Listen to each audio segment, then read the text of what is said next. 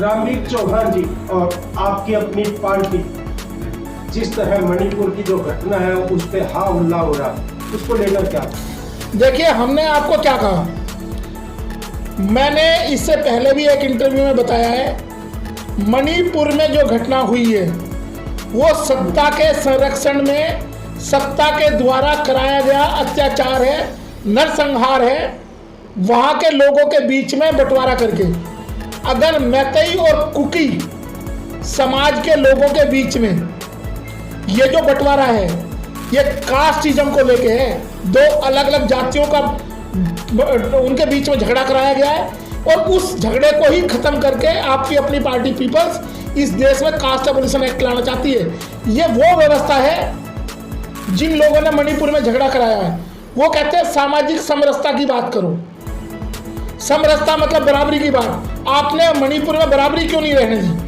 आदिवासी लोगों को देश में दिखाने के लिए ब्रांडिंग कर दी कि आदिवासी को राष्ट्रपति बना दिया, जब इस देश का राष्ट्रपति प्रथम नागरिक भी आदिवासी है। तो आप सोच सकते हैं किस मानसिकता में भारत गुजर रहा है कि कुछ लोगों ने ऐसा सिस्टम पे कब्जा किया हुआ है, अगर किसी पर्टिकुलर कम्युनिटी से कोई आदमी निकल के ऊपर जाएगा तो वो भारत का राष्ट्रपति नहीं, दलितों का आदिवासी राष्ट्रपति है, वो दलित राष्ट्रपति है। अगर ऐसी व्यवस्था को समाप्त करना है, वो कोई भी आदमी, कोई न्यूज़पेपर ये नहीं कहता ये भारत का राष्ट्रपति है, वो कहता है आदिवासी राष्ट्रपति, वो कहता है दलित राष्ट्रपति। तो कुकी और मैतेई समाज के बीच में, इन दो जातियों के बीच में झगड़ा कराने वाली व्यवस्था, सत्ता के संरक्षण में वहां पे झगड़ा कराया है, लोगों का नरसंहार किया है।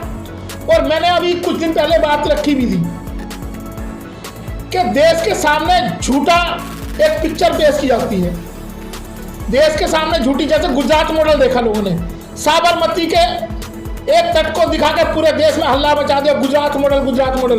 और सच्चाई ये थी, गुजरात में नरसंहार हुआ था 2002 में, उसको छिपाया गया।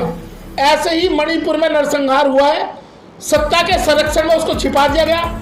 जिस आदमी ने उसकी रिकॉर्डिंग करी है, उस कुकृत्य की, आप उसको अरेस्ट करके, देश का गृह मंत्री कह रहा है, उसको अरेस्ट कर लिया जिसने वीडियो रिकॉर्डिंग की है, क्योंकि सरकार की नाकामयाबी को उसने पूरे अंतर्राष्ट्रीय स्तर पर देश के सामने उजागर कर दिया, अंतर्राष्ट्रीय स्तर के सामने उजागर कर दिया।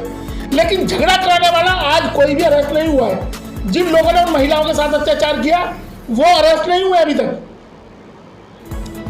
जिस आदमी ने उसको एक्सपोज किया उसको सरकार अरेस्ट कर रही है। जिन्होंने वो आरोप किया उसके लिए क्या मांग करेंगे आप? जिन्होंने वो आरोप किए वहाँ पे मणिपुर में, उनके लिए क्या आरोप? जो जिन्होंने घटनाक्रम का अंजाम दिया, घटनाक्रम का अंजाम देने वालों के लिए क्या? आपको मैं फिर बताता हूँ, सत्ता के संरक्षण में ये हुआ और ये केंद्र सरकार जानबूझ के सीबीआई का ढकोसला पैदा कर रही है, क्योंकि सीबीआई केंद्र सरकार के अंडर में है। इस घटना पे लीपापोती करने के लिए, इस घटना पे जो मणिपुर की घटना है, लीपापोती करने के लिए सीबीआई को जानबूझ के बीच में घुसाया गया है, ताकि सीबीआई उन फैक्ट्स को, उन तथ्यों को तोड़ मोड़ के पेश करे और सरकार के ऊपर आंच ना आने दे। क्योंकि जो सीबीआई के अधिकारी हैं वो सारे अधिकारी होम मिनिस्ट्री के अंडर में हैं। होम मिनिस्ट्री के अंडर में सारे आईपीएस ऑफिसर, और आईपीएस ऑफिसर ही सीबीआई के डायरेक्टर और जॉइंट डायरेक्टर हैं। तो आप समझ सकते हैं कि किस तरह की रिपोर्ट केंद्र सरकार चाहती है, और सीबीआई जानबूझ के सीबीआई को बीच में घुसाया गया वहाँ।